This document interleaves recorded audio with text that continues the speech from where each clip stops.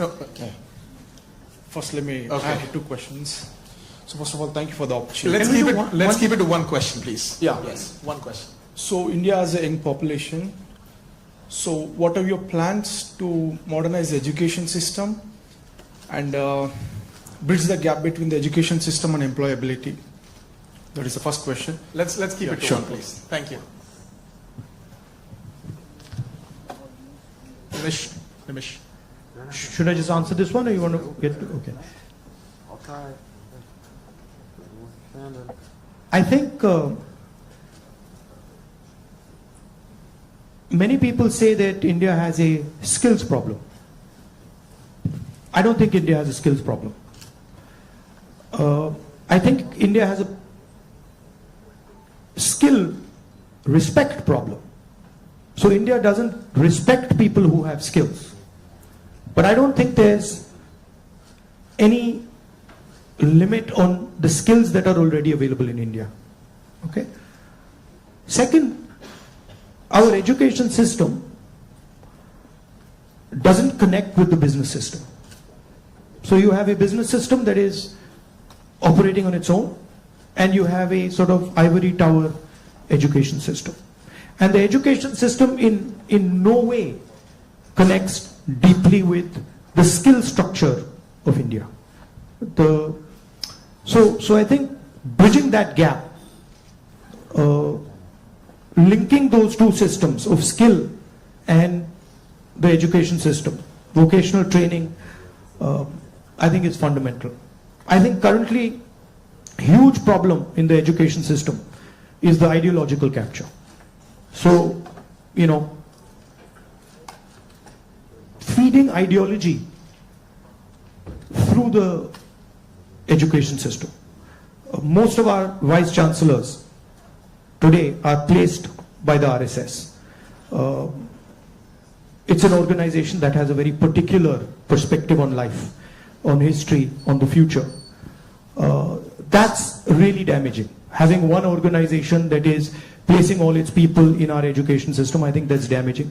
So ensuring that people who run our education system are independent, are not, you know, ideological, or are not committed to sort of a particular way of thinking, I think is important.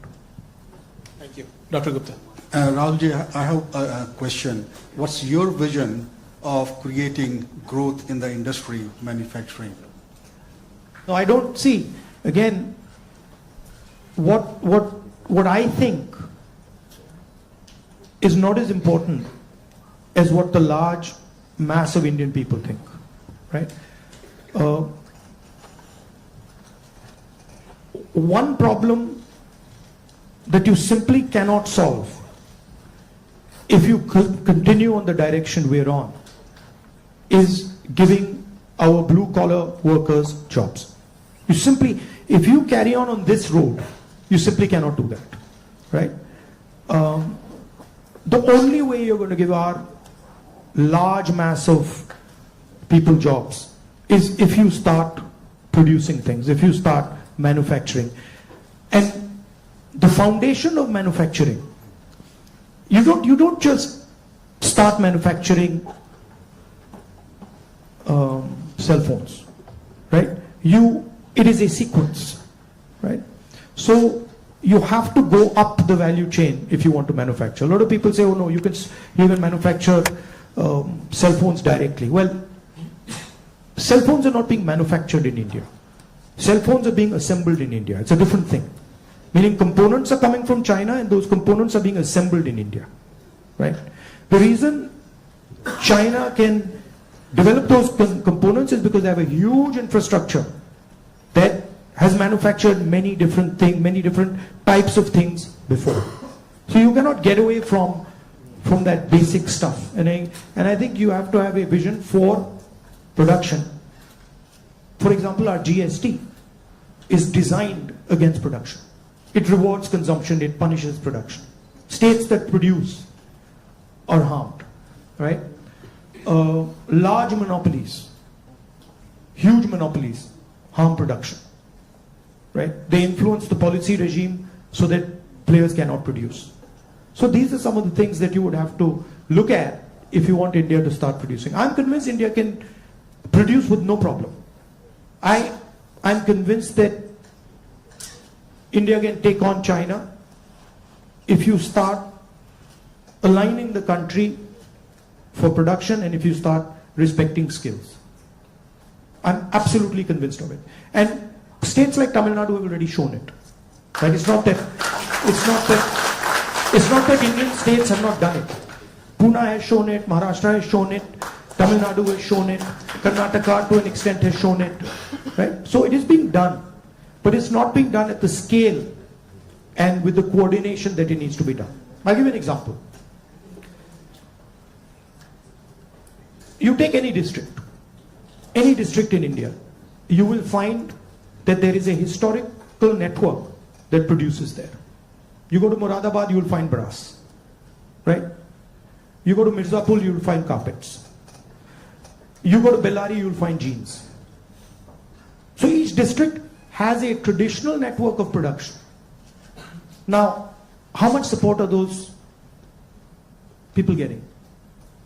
You want to create a brass industry, create it in Moradabad.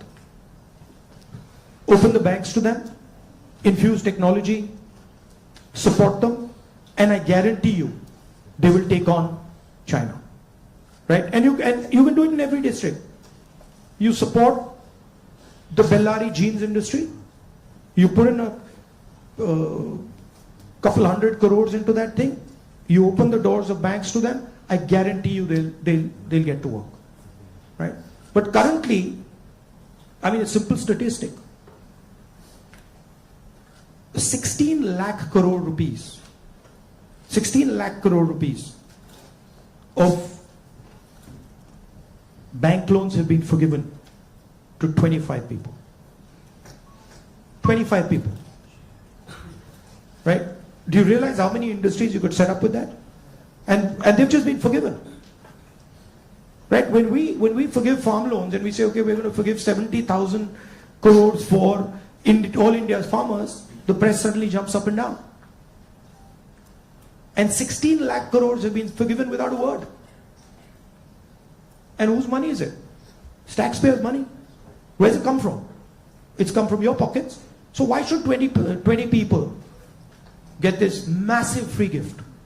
Why should one person, suddenly have all the ports, all the airports, all the defense contracts?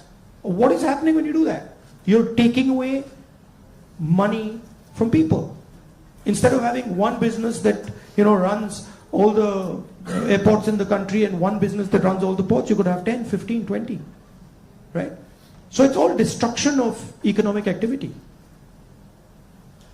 Thank you. We can take something on this side. Can we have the mic? Can we please have the mic here? Rakshit, go ahead.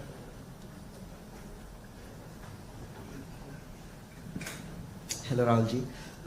My name is Rakshit. First of all, thank you so much for being here. We feel so privileged. So my question is, how do you think we as students and youth contribute to and get involved in public service and the development of our country? Come and work with us. We can show you. But realize that neither is it easy, and it's not fun all the time. It can be unpleasant, it can be hard, but it's got its, you do get gratification from it, but it's not easy. And if any of you are interested in it, we run internships and we put people into our system and train people. Thank you. We had a question here, Mr. Shroff. Rahulji, first of all, thank you for coming here and gracing UTD with your presence. I'm a faculty and I also represent a lot of students, so I'd like to ask, for everything we look at it and say there is always something you can even do better for something that you haven't done successfully. So looking back, Bharat Jodo Yatra was so successful. Couple of things what you could have done differently if you did it now. No, look, every single thing that you do, I mean, I'm sure if we sit down and say, okay, Bharat Jodo Yatra, we could have done it better, right? There's nothing that you do that you couldn't have done better or you can't do better. And that's That's just how life works. And these are choices. So I don't think I've ever done anything perfect in my life. And I don't think I will ever do anything perfect in my life. But it's a learning experience, right? So you start off, you try something, doesn't work, you do it again, and then it works. Yeah. Thank you. Take another question. One thing that I didn't think was important, because of something my father said to me once, which is strange, which turns out is quite important, which is that once my father told me, look, if you work properly, you don't need to tell anybody about it. Work speaks for itself. But it's actually not true. It's a strange thing, it's not true. You've got to communicate it. And the one thing I have fundamentally changed is that earlier I would do something and I wouldn't communicate it. And now I do something and I communicate it. It's not actually my nature. My nature is actually just to do it and not communicate it. But I think it is important that you communicate. Should be a two-way traffic. Yeah.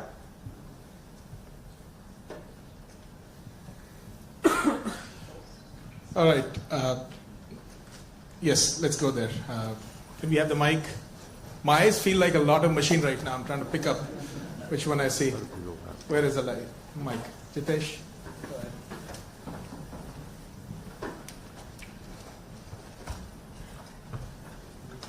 Thank you, Rahulji. So, as my friend Rakshit was saying, like public into service or public into politics, which one you prefer? Like one Indian youth should be more into service or like complete into politics? Look, don't have a rigid idea of what political action is. And in the same way, don't have a rigid idea of what service is. Those two can overlap, right? Politics is much broader than fighting elections or giving speeches, right? Politics is about influencing how people think, and you can be very political and not be directly involved in the political system, right? Or you can be deeply involved in the political system and not be doing politics at all. So I don't think you should think that those are two different avenues. You should do what you like. And in what you like, you can do politics without a problem.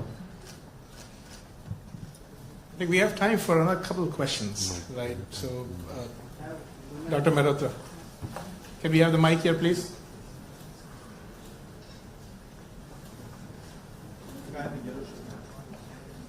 I'll get it. Okay. First off, thanks a lot for being here. It's a rare opportunity and we're truly grateful. To me at least, and I could be wrong here, it almost seems like there are two Indias. One that is reaping the benefits of the growth that we see, and then one that's being kind of bypassed. There's still unacceptably high number of people living in abject poverty who don't even have access to the very basic of quality education. What vision do you have to ensure that this India that's kind of been cut off at least gets some benefits, and that it's a little more equitable, the benefits of India's economic growth? There are clearly two Indias, and very small percentage of people benefit from India. The vast majority of people don't benefit from it. And if anybody talks about building a country, talks about progress, you simply cannot ignore this fact, right? If you look at our institutions, our businesses, our legal system, anywhere, you will find that it's captured by a very, very small percentage of people. Now, one of the things that I keep saying is that in the 21st century, you need data. And you need to understand the extent of this capture. I think when people actually understand the extent of this capture, they will be shocked, right? And so, for example, the idea of a caste census is a way of shining the light on this capture, right?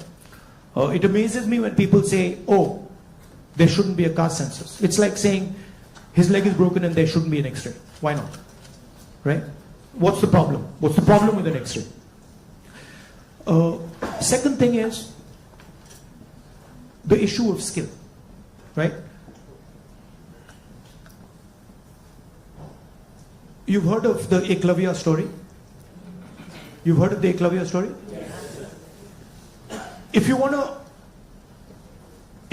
to pin down what is happening in India, it is millions and millions of Eklavya stories every single day. The people with skill, their thumbs are being cut off. They're not being allowed to operate. They're not being allowed to thrive. And it's happening across the board. So, respect for skills, supporting skills financially through technology, that's how you'll unleash India's power. You're not going to unleash India's power by empowering 1%, 2% of India. And, you know, it's not interesting for me. So, I'm very passionate about this. I'll give you an example. Sometime back, when we were in government, we were talking about skill development. And the gentleman who was running, he was appointed by Manmohan Singh Ji for skill development. He came to see me.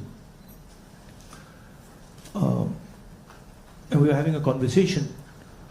And he was explaining to me how he was going to build ITIs. And he was going to put trainers inside ITIs. For plumbing, for hair cutting, for carpentry, for stuff like that. And I was listening to him. And I asked him a question. And what I said was, look, you're building these ITIs. And I gave him an example. I said, let's say you want to train 1 million barbers. Now in your model, what you're going to do is you're going to have these ITIs, whatever, 1,000 of them across the country, and you'll train these barbers. But that's not where the barbers' skills lie. That ITI is not where the barbers' skills are. The barbers' skills are with the barbers. So I said to him, why don't you do this? Why don't you set up certification centers? And then go to every single barber in India and say, listen, this is what we'd like you to train. For every guy you send to our certification center, we'll give you X amount of rupees. So let's say you have, 1 million barbers in India. And you go to 1 million barbers and you say, you guys have the skills. We want to train barbers. And now start training barbers. And for every guy you train, send him to the certification center. And the moment we find that he's certified and he has been sent by you, we pay you. How long will it take you to 1 million barbers? 2 months? 3 months? Right? He just looked at me as if I was crazy. Right? Because for him, the skill isn't there. The skill isn't the ITI. But actually the skill is with the barbers, with the plumbers, with the carpenters. Those guys have the skill. That's the skill network. So why are you not using it to train? Just recently I was driving past Sultanpur and I walked up to this shoemaker. It was amazing because the guy says to me, I said, what's your biggest problem? He says, I've been working here for 40 years and nobody has ever respected me. So he says to me, the only man who has ever respected me is my father. Right? So I was thinking about this. And then he says to me, there was this scheme. And they said that, they've got this scheme for shoemakers. It was in Lucknow somewhere. So he says, so I, went to Lucknow. And I said, so what did they do? They said, well, they said they're going to teach me how to make shoes. He says, but I've been making shoes for 40 years. And I could teach those people how to make shoes. Right? So it's a fundamental disconnect with where the skills are. There's no shortage of skills in India.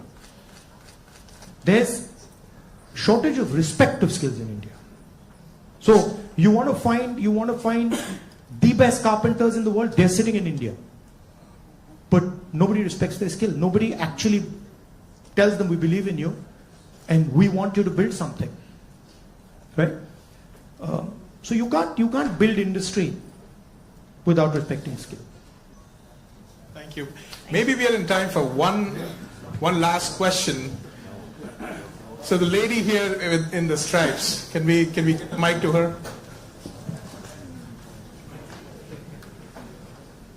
And I request our ISA officers to come on this side, please, on the stage, while we do that. Go ahead. So as we all know, the female labor participation in India is quite abysmally low, and no country can ever progress or become developed with only 50% of their population working. So what would Mr. Gandhi's plan be for increasing our labor participation of women? And not just labor participation. It starts with a bad attitude that Indian males have towards women. And I don't mean every single Indian male, but a large number of Indian males' attitudes towards women is just, it's ridiculous, right? So it starts there. And it's a particular way of thinking about women. And we see it in the political system, we see it in the business system, we see it everywhere. So I'm very big, number one, on political participation of women. Reservation bill to start with. Ensuring that women get into business. Ensuring that women are supported financially if they want to open their business. And then making sure that it is made easier for women to participate, right? Women have their own particular issues that you need to take care of before they can start to participate. So I think the first thing is of thinking of women the same way you think of men, right? That they can do anything men can do, if not better, and that they are equal and better in many, many things. Yeah. Also, by the way, this is part of the ideological fight between the BJP and us, right? The BJP and the RSS believe that women should be restricted to a particular role. They should stay at home, they should cook the food, they should not talk too much, right? And we believe that women should be allowed to aspire to whatever they want to do. Well, Mr. Gandhi, if I just say that it was great having you on campus, that is a big, big understatement. But can we give him a round of applause?